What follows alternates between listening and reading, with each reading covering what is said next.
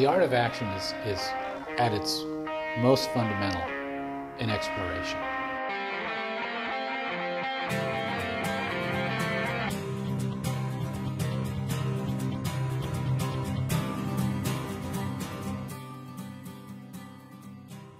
The project itself is the result of many months' worth of conversations between myself and Lyman Orton around his interest in looking at the heart and soul of a community. What makes a community thrive? What makes it tick? What makes people want to come and preserve and protect those authentic things? And my interest in pushing artists into the center of those kinds of discussion, because I think that's where they belong. He had been an art collector for quite a while, and he said to me, I'm tired of collecting art about Vermont's past. I want to collect art about Vermont's future. Lyman Orton had a vision to bring this to the people, which is fairly unusual. There are two components here that are very unusual. One is a vision of bringing images to the community of Vermont. The second one, though, is just taking a flyer on commissioning 100 pieces of artwork. I mean, that's a pretty rare collector who will do that. Well, artists have a way of looking at something that's different from policymakers, or different from planners, or different from elected officials, or different from just general citizens. Their minds interpreting and creating a story, as it were, about either a situation as it occurs now, or a future possibility, or a future threat, or what may turn out to be, then we have a different kind of mind coming into play as we look at the future of Vermont. This project could absolutely generate a momentum for artists to come to the state, or for the artists in the state to get active. One of the things that really pushed all of us was the competition aspect of it early on, where we were vying for the funds to do our proposal. Part of the process was not just what type of artists they were, it was really their thought process in terms of what did they see the future of Vermont as being. And that played a very significant role as we whittled down from over 300 people down to 10.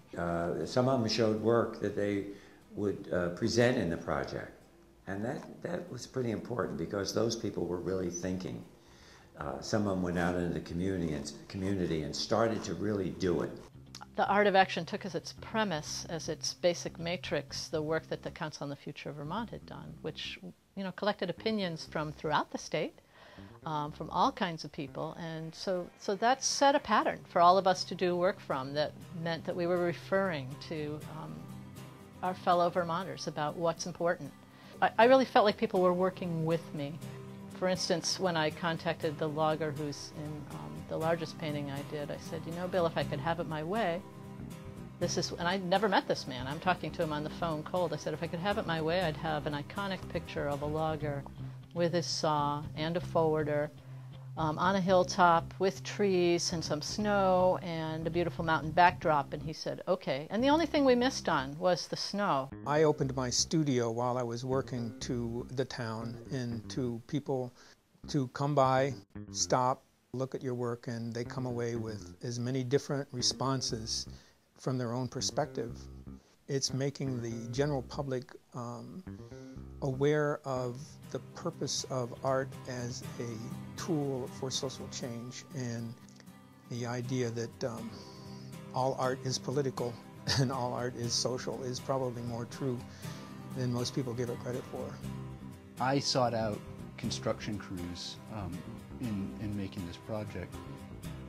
On Route 2 in East Montpelier, there's a bridge under construction. The Winterset group is doing the construction site, and Winterset was fabulous to work with. They called me up, they gave me a hard hat, they let me on the job site several times, and really let me work with them. Hard to be humble, ain't it, Jack? I actually think that ultimately it was up to the artist to educate the the initiative to reinterpret it and make it even more real and dynamic.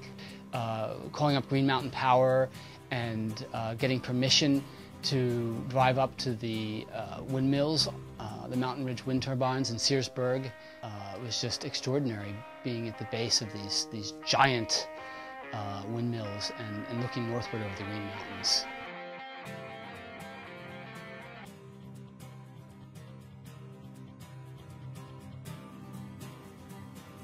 This is a wonderful day, bringing our artwork in today, and to have been a part of this project, working with others with a vision, a shared vision.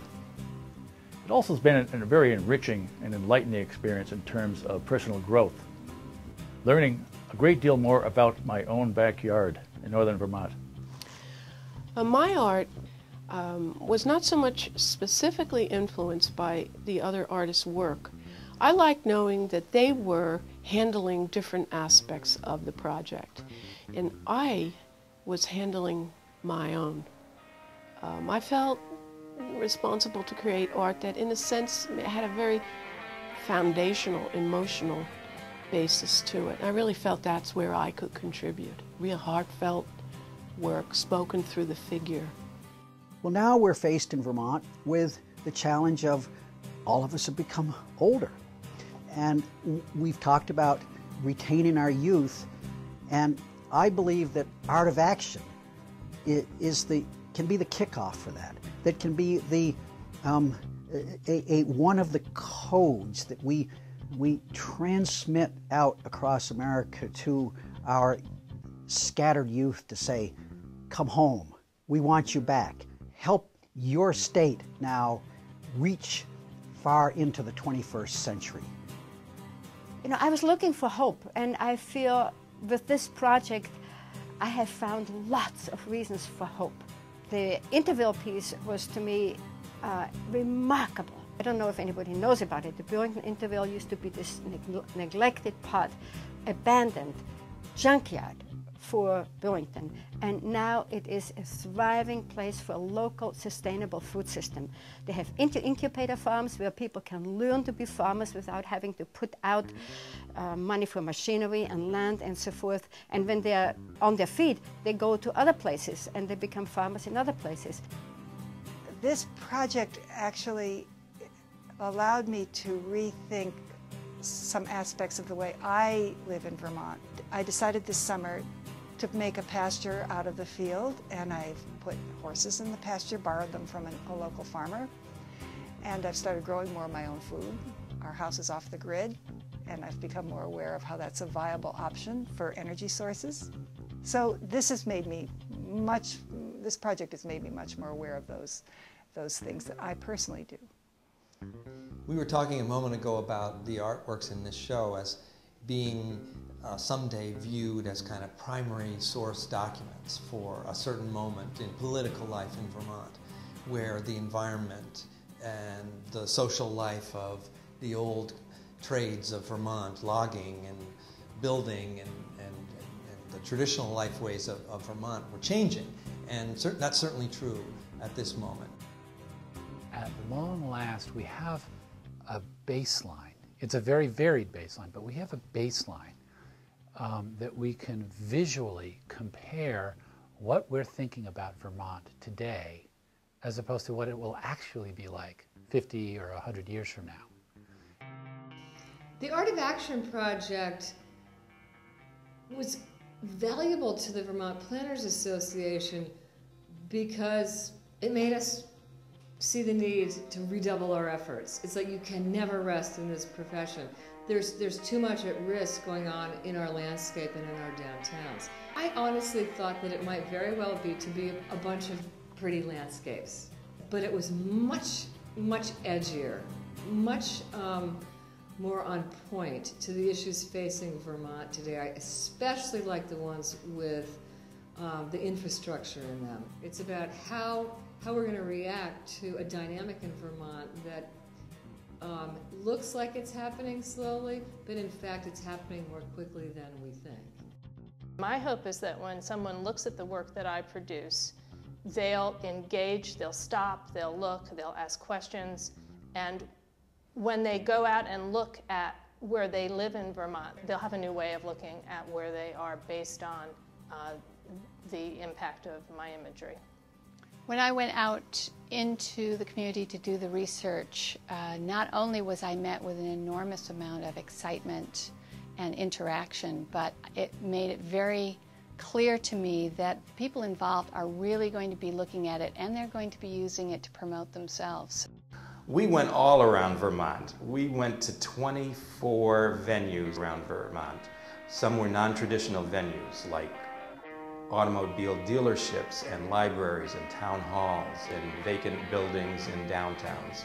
At the same time, we took the artwork to established galleries and museums so that people who were habituated to those situations would also have an opportunity to see the artwork. So the logistics of coordinating the 3 different tours around the state was pretty intense. It was a huge challenge, not only in terms of numbers and calendars, but just the concept of moving a show of 50 pieces every 2 weeks to a different town was daunting.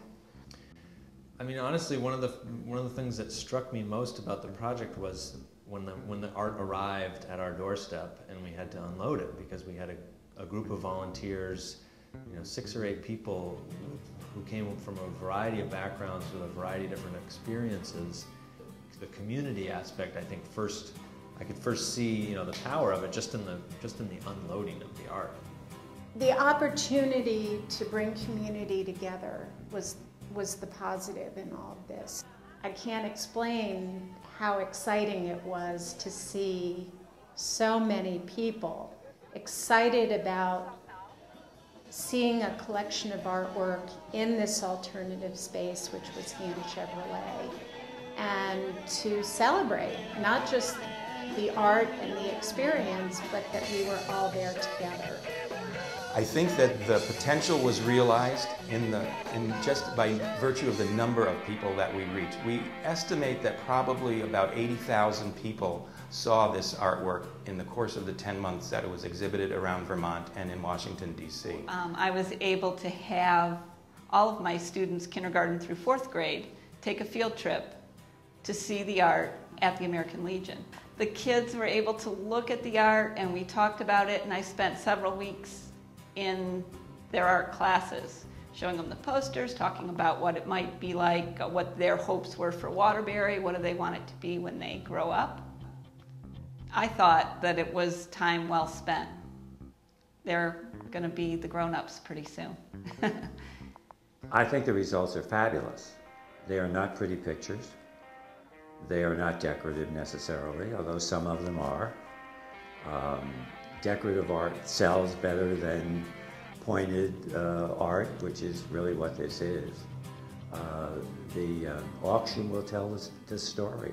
$1,500, 14 and a half, and 15. Anybody have $1,500 bucks? I got 14 now, 15 and 15. He's back, thank you, now 16. 15, 16, thank you, and 17. 1,700. 1,000 in the back and 12. Anybody at 1,200 bucks? 1,000 we have at 12. 12. Anybody at 1,200?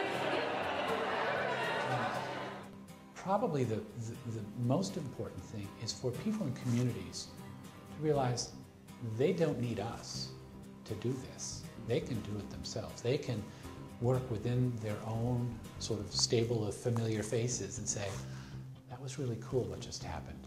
Can we do this ourselves? Do we have enough talent in this community to mount a project of similar size and shape and maybe auction the works off and create a buzz about what we're doing?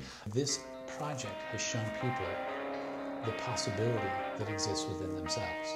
Vermont is going to depend on its future through the creative economy, through people who are thinking as much as they are doing. This art is indeed speaking to Vermonters. I just think it's brilliant to try to take visual art to a place where everybody can see it, everybody can relate to it and enjoy it and be fed by it, because frankly it's a place visual art has not really enjoyed for quite a while.